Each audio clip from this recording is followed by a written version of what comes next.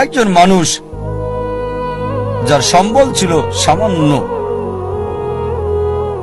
কিন্তু তিনি লক্ষ্যের চূড়ায় পৌঁছেছেন। যে মানুষ, যে ব্যক্তিটি আমার জীবনকে বদলে দিয়েছেন, শরীরের ডাক্তার থেকে আত্মার ডাক্তার করেছেন, আমি নিশ্চিত আপনারা তাকে চেনেন। তিনি হচ্ছেন শেখ আহমেদ দিদাত। চলুন তার লক্ষ্য নির্ধারণ দেখি। শেখ আহমেদ দিদাত, যদি আপনারা তার জীবনী পড়েন তাহলে দেখবেন যে পড়ালেখা করেছেন 6ষ্ঠ শ্রেণী পর্যন্ত মাত্র।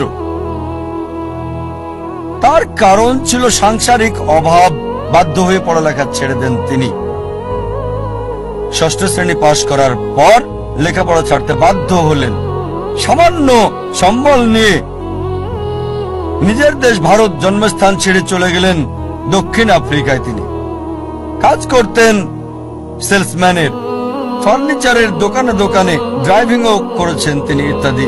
আর দক্ষিণ আফ্রিকায় থাকাকালীন তিনি নিয়মিত খ্রিস্টান মিশনারিদের বিড়ম্বনা শিকার হতেন, যারা বলতো ইসলাম একটা অনুপযোগী ধর্ম, নির্দয় ধর্ম।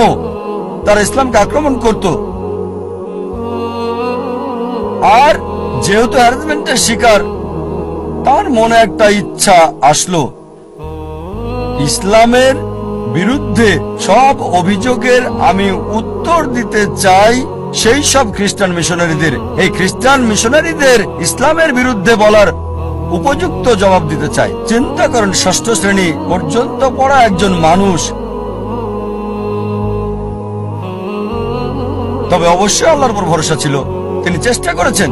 একটা বই তাকে বেশ নাড়া দিয়েছিল। ঘরের মধ্যে ময়লা জমে থাকা একটা বই, এই বইটা তাকে নাড়া দিয়েছে, যেটার নাম ইজারুল হক, সত্যের প্রকাশ, লেখক মাওলানা রহমতুল্লাহ কিরানবী। আর ওই বইয়ে লক্ষ্যের নির্দেশনা পান। এভাবে শুরু করেছিলেন আর 40 বছর ধরে সংগ্রাম করেছেন। তিনি চ্যালেঞ্জ করেছেন খ্রিস্টান ধর্মের রথী মহারথীদের।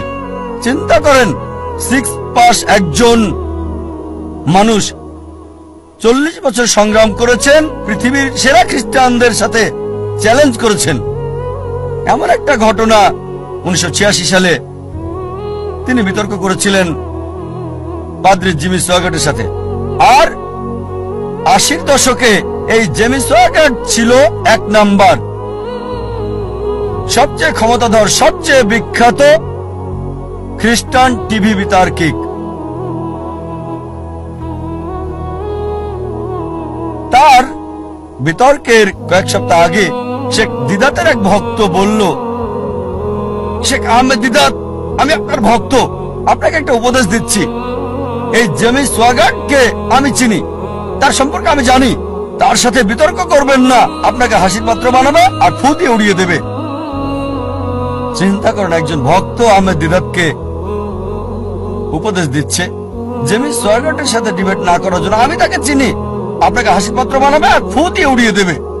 যে লোক সবচেয়ে বিখ্যাত টিভি ব্যক্তিত্ব, টেলিভিশনের মালিক, যার বাজেট ছিল দৈনিক $1 মিলিয়ন বেশি সুনাম অক্ষুণ্ণ রাখার জন্য, আমাদের শেখ আহমেদ দিদাত, মাশাআল্লাহ, তার সাথে আল্লাহ ছিলেন। তিনি ইউএসএ তে গেলেন, ওই খ্রিস্টান মিশনারির শহরে, সে যে দেশে খুবই বিখ্যাত। তিনি গেলেন, বিতর্ক করলেন, আর আলহামদুলিল্লাহ সুম্মা আলহামদুলিল্লাহ, আল্লাহর সাহায্যে তিনি টেবিলটাকে উল্টে দিলেন।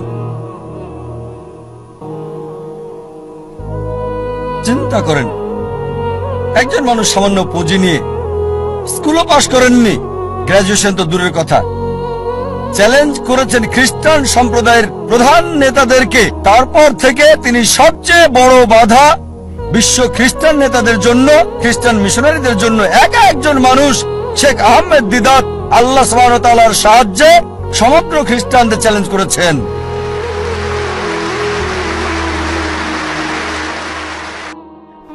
বড় বাধা বিশ্ব খ্রিস্টান নেতাদের জন্য, খ্রিস্টান মিশনারিদের জন্য। একা একজন মানুষ শেখ আহমেদ দিদাত আল্লাহ সুবহানাহু ওয়া তাআলার সাহায্যে সমগ্র খ্রিস্টানদের চ্যালেঞ্জ করেছেন।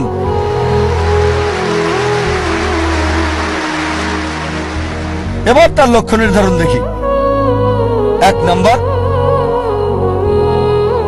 হচ্ছে ইসলামিক। প্রথমে এটা কি ইসলামিক ছিল?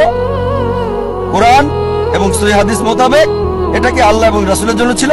স্বাভাবিকভাবে হ্যাঁ ছিল। এ কারণেই 3 লক্ষ্য অর্জন করেছিলেন। দ্বিতীয় হচ্ছে এটা কি নির্দিষ্ট ছিল? হ্যাঁ, তার লক্ষ্য নির্দিষ্ট ছিল। আমি ইসলামের বিরুদ্ধে অভিযোগের উত্তর দিতে চাই, এটা ছিল নির্দিষ্ট। যথাযথ জবাব দিতে চাই। অমুসলিমদের মন থেকে ইসলাম সম্পর্কে ভুল ধারণাটা সরাতে চাই আমি। তৃতীয় বিষয় হচ্ছে এটা কি লাভজনক ছিল, কল্যাণকর ছিল? তিনি আখিরাতের লাভ চেয়েছেন, আর ইনশাআল্লাহ ইনশাআল্লাহ আল্লাহ তাকে জান্নাত দেবেন ইনশাআল্লাহ। কিন্তু আখিরাতের কল্যাণের পাশাপাশি দুনিয়াতেও সম্মান পেয়েছেন। দেখেন, 6ষ্ঠ শ্রেণী পাস একজন মানুষ 1986 সালে মুসলিম বিশ্বের নোবেল পেলেন মানবতার সেবায় বাদশাহ ফয়সাল পুরস্কার তাকে দেওয়া হয়েছিল। 6ষ্ঠ শ্রেণী পাস লোক, তিনি পুরস্কারের জন্য করেননি।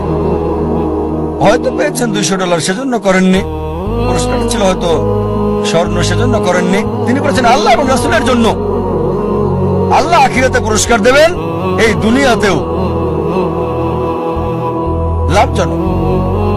তারপর এটা কি তীক্ষ্ণ ছিল, যথাযথ ছিল? খুবই তীক্ষ্ণ, যথাযথ সময়ে তার কৌশল সবকিছু যথাযথ ছিল।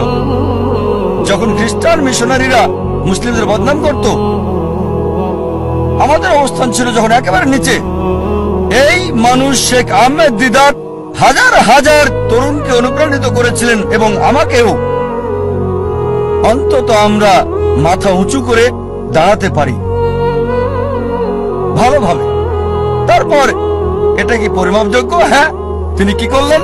খ্রিস্টান মিশনারিদের লেখা বইগুলো সংগ্রহ করলেন, যেগুলো ছিল ইসলামের বিরুদ্ধে লেখা, যেমন জন গিলক্রিস্ট, এইসব বই, জেমস সোগার্ট, আর সেগুলো উত্তর দিলেন। যখন তারা কোরআন এবং ইসলামকে আক্রমণ করত, তিনি জবাব দিতেন তাদের বাইবেল থেকে। কোরআনের আয়াতগুলো সেগুলোর উপরে প্রয়োগ করতেন আর ফলাফল পেতেন পরিমাপযোগ্য। এরপর তার নিয়ত কি ছিল? বিখ্যাত হওয়া নিয়ত ছিল না। বাদশাহ ফয়সাল পুরস্কার পাওয়াটা উদ্দেশ্য ছিল না। নিয়ত ছিল আল্লাহ এবং তার রাসূলের সন্তুষ্টি অর্জন। তারপর ধারাবাহিকতা ছিল? হ্যাঁ ছিল। চিন্তা করেন, তিনি সংগ্রাম করেছেন 40 বছর। তার ইতিহাস পড়লে দেখবেন তার অফিসটা ছিল ছোট্ট একটা ঘর। আর আমাদেরকে বলেছেন সাদা কালো 1000 পাম্পলেট ছাপানোর আগে তাদের মিটিং করতে হতো। চলো মিটিং করি, 1000 সাদা কালো পাম্পলেট আমরা ছাপাতে পারবো কিনা। মাশাআল্লাহ, ধারাবাহিক লক্ষ্যে পৌঁছার আগ পর্যন্ত সংগ্রাম করেছেন। উইলমার রুডলফ এবং শেখ আহমেদ দিদাতের মধ্যে যে পার্থক্য দেখি, তা হলো উইলমার রুডলফের দূরদর্শিতা ছিল না।